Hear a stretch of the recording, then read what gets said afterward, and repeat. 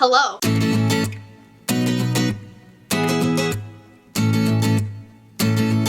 Hey guys, what's up? My name is Dom. Welcome back to my channel. If you're new to my channel, I typically make bookish content, movie content, and anything else in between because I like to do whatever I want on this channel, and today is going to be a bookish video. We are discussing my February, not TBR, my February wrap-up and my March TBR. I read a total of 7 books in February. That's a lot. I don't usually read that much in 1 month, so I'm very proud of myself.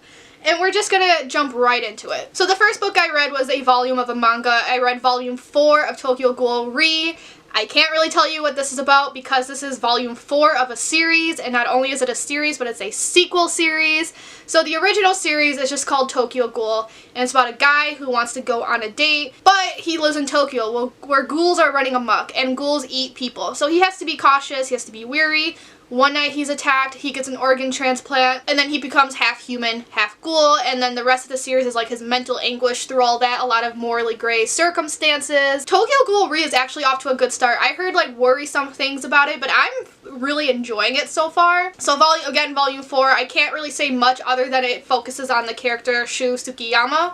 I think that's how it's pronounced. I've never actually watched the anime, so I'm not sure how these names are pronounced. I gave this 3 out of 5 stars just because I wasn't really feeling it, but like a lot of important information was still given to us. Another thing about volumes of manga, it's so hard to talk about them individually because after a while, like the stories kind of run together. I can't separate which event happened in which volume, but I know for sure this focuses on Tsukiyama. And I've noticed when it's focusing on him, I'm not into it as well because I know in the first series, Tokyo Ghoul Volume 4, I gave 3 out of 5 stars as well, and he was the full focus. So I don't know what it is about him. But yeah, 3 out of 5 stars, still good enough for me to continue the series, obviously. So moving on, that means I read Tokyo Ghoul Re Volume 5. These are by Sui Ishida, by the way. The sequence of events are running together, but I can vaguely think about it just because in my notes here, it had a great ending. I gave this 5 out of 5 stars because it ended on such a cliffhanger, and I remember the inner turmoil in this was ooh, so good. Sometimes I live for people's inner turmoil, and not only did we get Sasuke's, but we got more people's, and it was great. So then I read Tokyo Ghoul Re Volume 6, and this one I also gave 5 out of 5 stars because again, the inner turmoil, the action. Something happened to a character I love dear to my heart, and I'm still not okay about it. And we enter in a new phase. This is a beginning of a new arc within the series, and I wish I could talk about it more, but alas, here we are. So the next book I read, I actually listened to on audio on my walks to work. It is How to Be an Anti-Racist by Ibram X. Kendi. He himself narrates the audiobook, which I thought was really cool, and I actually liked his passion listening to it because this is the 3rd audiobook I've ever listened to, and in like the other 2, people just read it with a flat voice, and it was weird, like, because I listened to White Fragility on audio, and then that narrator, it wasn't the author, but that narrator had a very flat voice, whereas his voice was not flat. He was very passionate about what he was talking about, so that's what made this book so interesting.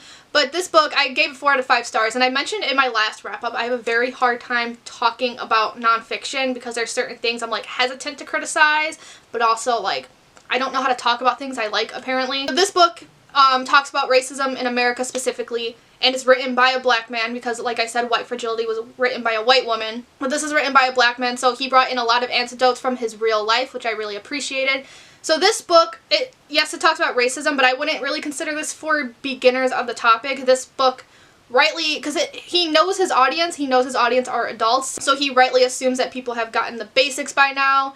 And he not only does he talk about race itself, but he'll talk about like levels of racism, like racism as a whole, but then racism within the queer community, racism within when it comes to sexism. All black people go through racism, but then like a gay black man might go through something different than a lesbian black woman, or a trans black man might go through something different than a cis black man. So he talks about like hierarchies. Hierarchies was the word he used and what I was looking for, which I thought was very interesting because it's one of those things that like passed my mind but I never really thought about until reading this book. And that's essentially what he does throughout the whole thing. He talks about these hierarchies and dissects them. And like I said, he's very passionate in the audiobook, so it kept me like on my toes really. One of my complaints with White Fragility was that I was waiting for the author herself to bring in anecdotes from her real life of you know, times she might have displayed racism or microaggressions, and it wasn't a lot, but she did give like 1 or 2 instances, whereas Kendi, when giving examples,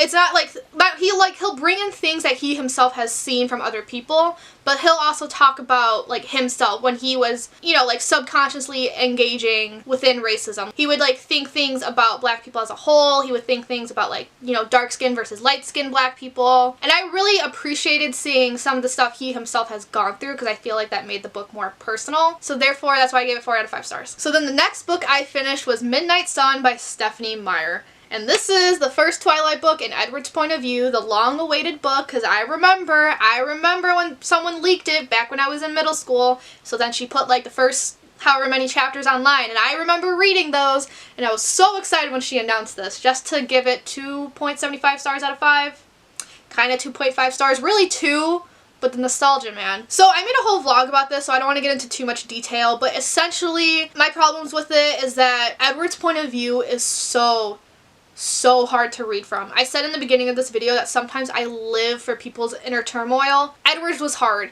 He is self-loathing for the most minute things that don't matter, and it's like, dude, and he is so weirdly protective of Bella that I was just like, There were times that dragged, because like a chapter in the first Twilight book could be 10 pages, but it'll be 30 in this one, because Edward drags everything out, and he has to like, he has, I don't know, he has to debate with himself all these like minute things, and it just doesn't matter in the end, and it's like, dude, please get a therapist. Edward loves the monologue too. That was another reason this book was so long.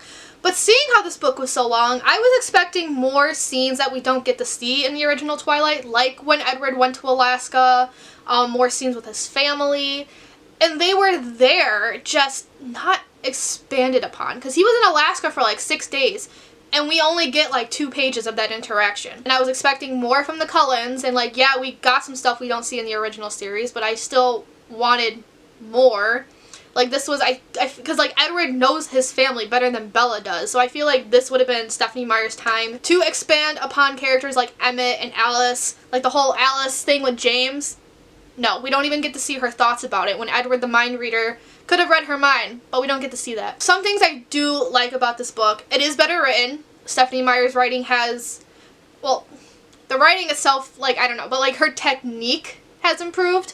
And I did like the scenes we don't get to see in the original Twilight. As little as there were, they were the best parts of this book. So I said in another video in 2021, I am taking every month to reread a book that I had to read for school. January was 1st grade. February, we are rereading a book from 2nd grade. By having to read a book in 2nd grade, I just mean we sat on the carpet and a teacher read a book to us. That's all I mean. And in 2nd grade's case, it was Flat Stanley by Jeff Brown.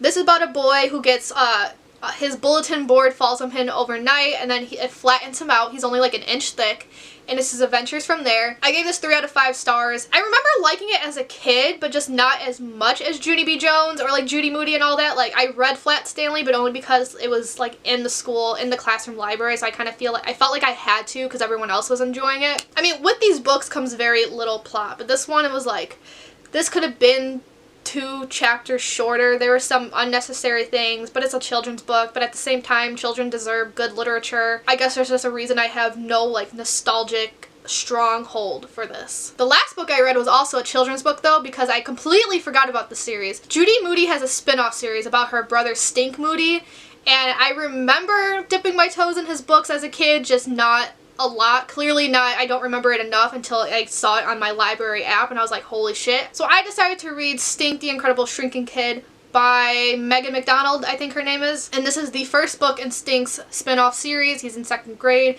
He's the shortest kid in 2nd grade. He doesn't like that. So this book is about his adventures being a tiny person. He relates to James Madison, the president, because at 5'4", James Madison was the shortest US president in history. Just some other things. And he makes his own comics that we also got to see, which I thought was really cute. I ended up just giving this book 3 out of 5 stars. So that is it for my February wrap up. Let's move on to my March TBR. How many books do I have on this? I don't know. We'll just go along with it. So the first 3 books I'll talk about on my March TBR are just my currently reading list, because I always told myself I could not read more than 1 book at a time, and here I am reading 3. So one of the books I'm reading is Tokyo Ghoul Re Volume 7. It's pretty good so far. That's all I can say. So the other book I'm reading is Origin by, I almost said Robert Langdon, that's the main character. Origin by Dan Brown. This is the 5th book in the Robert Langdon series. The Robert Langdon series is the Da Vinci Code, Angels and Demons, all of that. So Robert Langdon is a symbologist, and he's often going on these adventures due to his profession. Whether or not they'll happen, like they're realistic to real life, who knows? But his friend is hosting an event, so Robert Langdon makes his way to Spain, and then the event his friend is hosting is about the secrets of the universe. Essentially, his friend is a atheist, and he said he found the answers to why are we here and where are we going, meaning like where did humans come from, where are we going after death, stuff like that. Things go wrong at this place, and the whole thing is trying to get his secret out, trying to find out who these bad people are. And in the way the Robert Langdon books do, it brings in a lot of stuff from Catholicism, which is maybe why I like these books so much, because growing up Roman Catholic, it's cool seeing books with my religion in a different light, because I'm so used to Roman Catholicism being shown only in horror movies, when it, like, cause you know, like Exorcist and demons and all that. So although Dan Brown's writing is like super mediocre and it's like not winning awards anytime soon, his plotlines still have a way of keeping me on my toes. I am halfway through this so far. It's not my, like, Angels and Demons I think is forever going to be my favorite, but out of the 5 books, this is kind of pushing for spot number 3. My only problem with it is that so far, the plot is really, like, I mean, I know the plot, it's just kind of dragging. He's dragging stuff out. And whereas the other books bring in symbols to create this cohesive puzzle of a story, this one specifically is more so of a, like, whodunit type of thing. But I'm still enjoying what I'm reading so far. So the other book I am currently listening to on audiobook is about cults. We love religion in this house apparently, but it's about Scientology, because I am reading Leah Remini's book. It's Troublemaker, something Scientology. I know Scientology's in the title there. So Leah Remini was an actress on King of Queens. That's how she got really big. She's known here for that and just being like a typical Brooklyner, like a typical New Yorker. I can listen to her accent forever, and she narrates this, and she is so fucking funny. But she grew up in the Scientology cult, essentially. I think it's a cult. So like if you see Leah Remini now, she's like this tough woman who could easily kick your ass, and you're gonna wonder like how the hell did a woman like this join a cult? And it's because she joined as a kid, which I think a lot of people didn't realize until this book came about. She joined as a kid, so she talks about what it was like, you know, pre-Scientology, then when she was like 12, 13 when she joined the church, and right now, where I'm at right now, she's still like in the church, and she's talking about Tom Cruise, because I know Tom Cruise is like #1 in that church, and it's the T. And I can't say a lot because it's not my wrap, this is not a wrap up, so I can't say a lot.